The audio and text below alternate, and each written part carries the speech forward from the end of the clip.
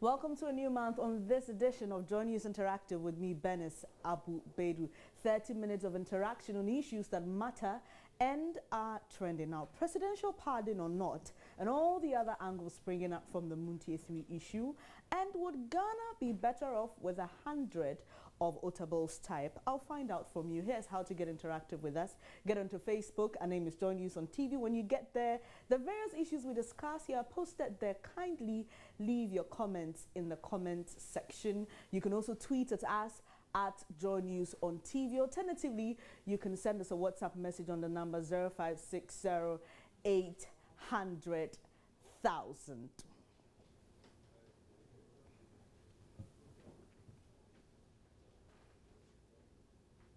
Well, today on Joy News Interactive is going to be interesting as we pick up all your comments on the different angles on the Montie 3 issue. I'll take a quick break. When I come back, we'll start getting interactive.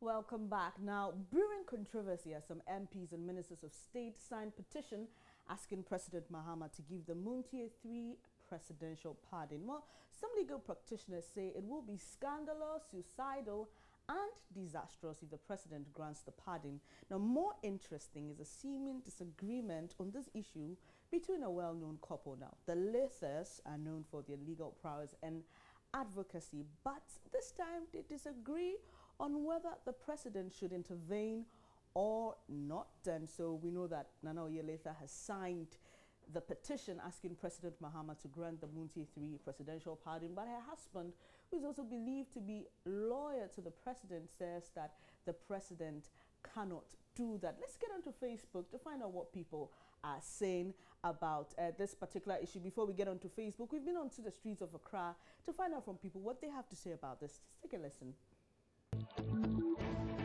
I think it's not really necessary for him to come in because the court is doing what they have to do. You see, based on the comments they passed about the judges, what they felt was right is what they've given him, them. So if Mahama coming in, even though he has a right to come in and all that, they will direct it to another point. It will be a political something. So I think he should just, the judges have given what they feel is right, based on how it went down and all that.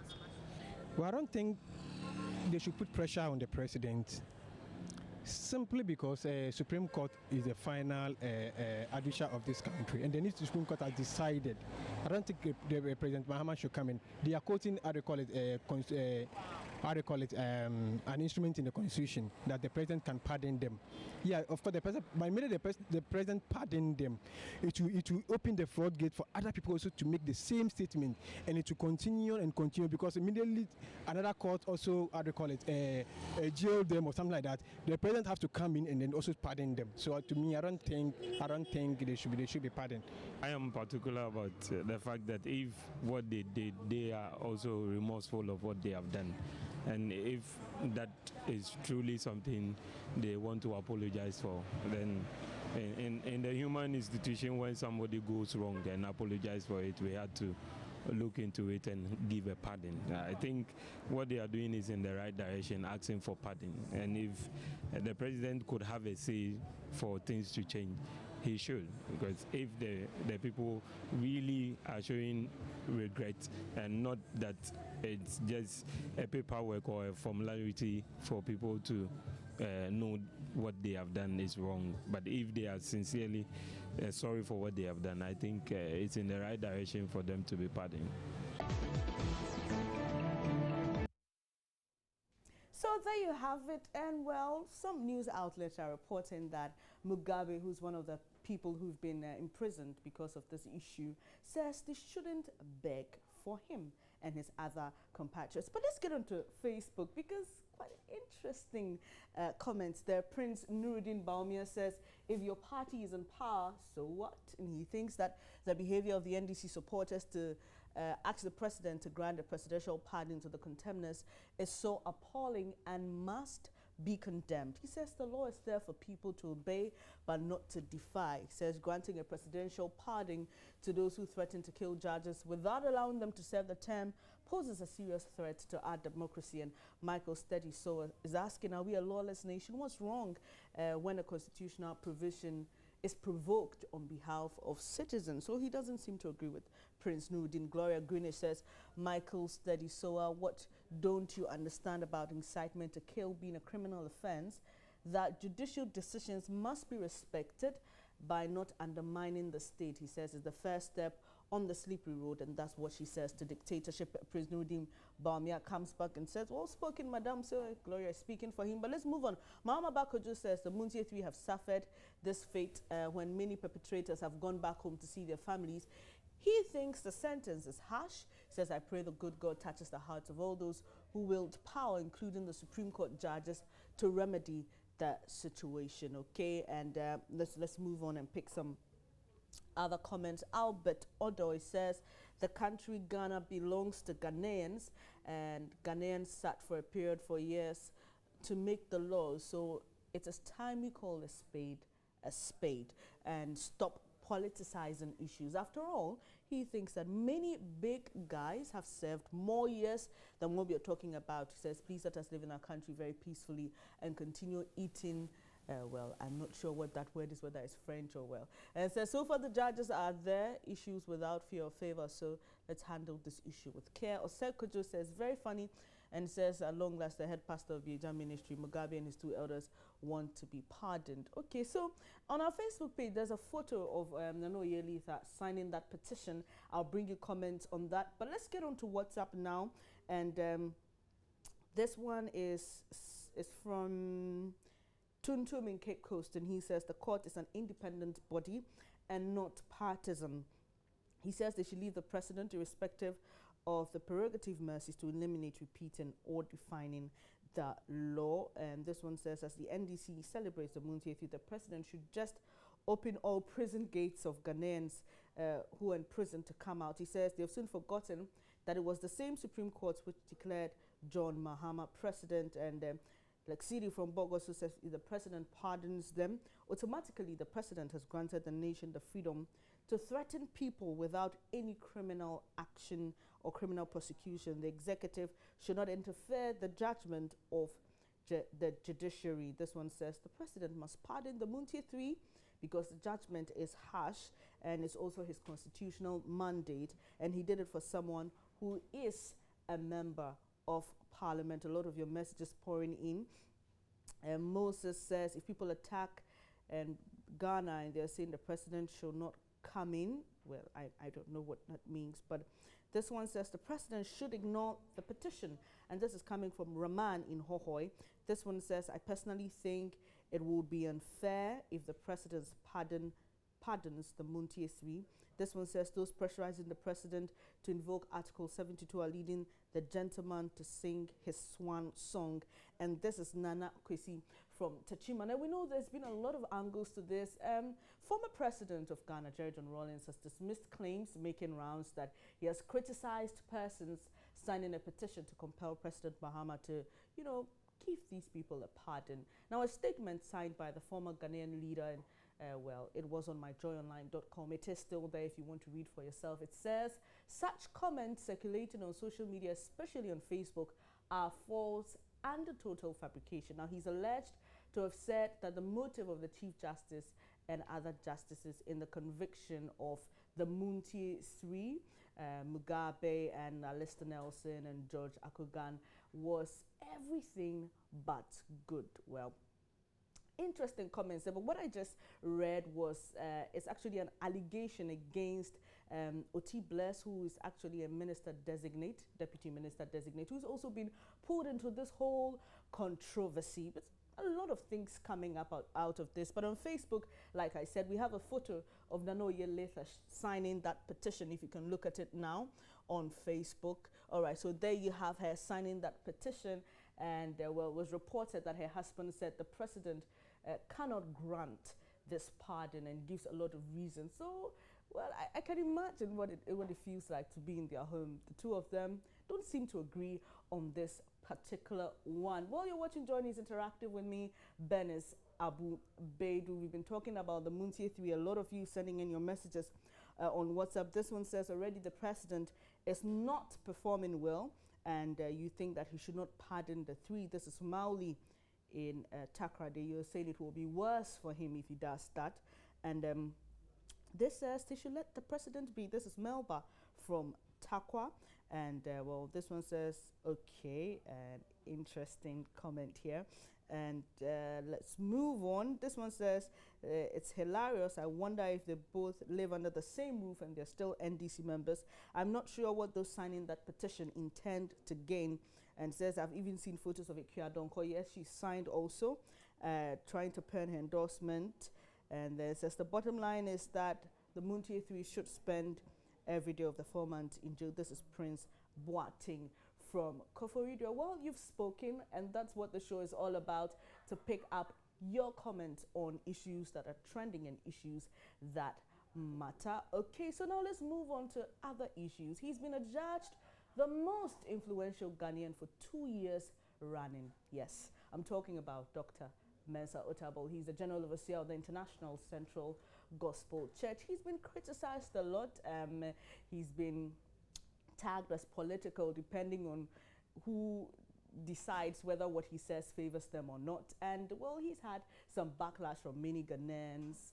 But Professor Adair thinks, and he's a former rector of Gempa, and he thinks that if we had 100 people in Ghana just like Dr. Mensa Otabil, Ghana would be a better place to live. And I'm asking you if you agree or not. We went onto the streets to find out first. Let's hear what people have been saying.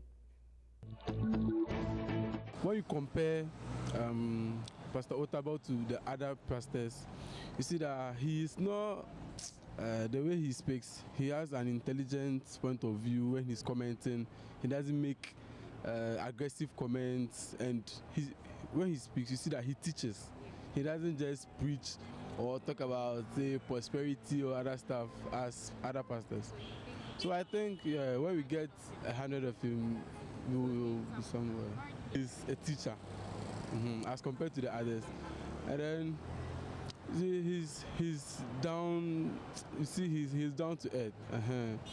And then, yeah, those are like the basic things. You know, he's an honest person.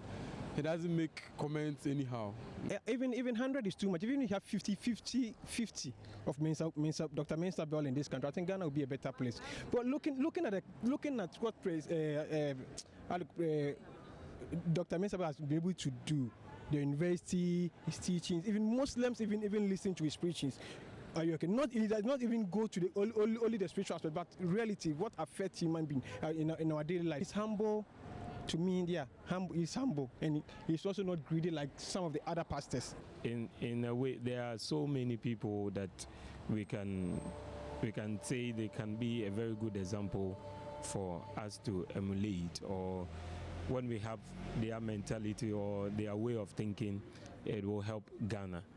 But it might not quell up to one person. It has to be a wide range of people.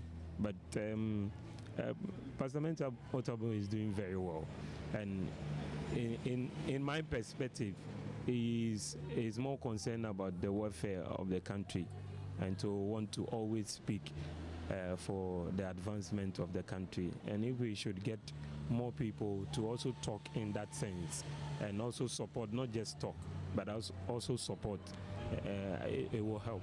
And I think what Professor said is not in the bad direction at all. But I think he's not the only person. He's someone who would say something that he knows of. It is not things spoken in perspective, but he knows what he's talking about. They are reality of what he is saying. There are issues that are really happening that he is talking about. It is not somebody say, I can imagine, or I think this is what it is. But one of his ways is that he knows what he is talking about before he says them. So someone thinks, Professor Adair, you got it right, but I think 100 is too much. Just 50. If you have 50 people in Ghana like Dr. Mensa Otabil, Ghana will be a better place to live. What do you think? Do you agree? Do you not? What's your reason for your stance? But here on WhatsApp, Nana Inti at Akim Abuabo says he's really God sent to this nation. And this one says, if people are saying, okay, you're talking about the Montie 3 Ghana, you like talking about issues that are, well, quite political, but let's go on. It's your show. It's the show that allows you to say what you want to say. So Moses says that if people are saying the president should come to pardon them, it means when people attack Ghana, then the president can come in. Okay, you're saying that's what you mean. Okay, this one says, I'm a practicing Muslim, but I always listen to Dr. Otabil's preaching and even emulate some of the things he does. And this is Rahman in Hohoi. No wonder he, has been adjudged again, the most influential Ghanaian. This one is from Lake City, from Bogos. It says, I really admire Pastor Mensa Otabil for his character. He's humble, he's honest, and a good teacher. Even 10 minutes of him, one in each region, you mean 10 of him, one in each region can make Ghana a better place, and says, God bless him. This is this one says, Mensa Otabil is truly a man of God. Just 50 is okay for Ghana. So, well, someone thinks 10, one replica of Dr. Mensa Otabil in every region will make Ghana a better place. So, well, from the opinions, something I think most of you seem to agree with Professor Ade's statement. You're still watching Joy News Interactive with me, Benis Abubedi. We'll take a quick break, and when we come back, we'll take a look at our trending video. Please stay with us.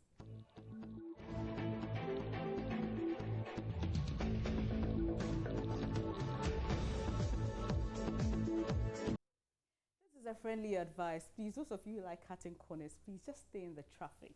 It makes it worse when you're trying to use the sidelines and all that. But if you comment about this video on Facebook, Keep Bayan says, I hope and pray that this man survives. It says shortcuts are dangerous sometimes. And Real Biggie says shortcuts are very dangerous, moreover no shortcut to heaven.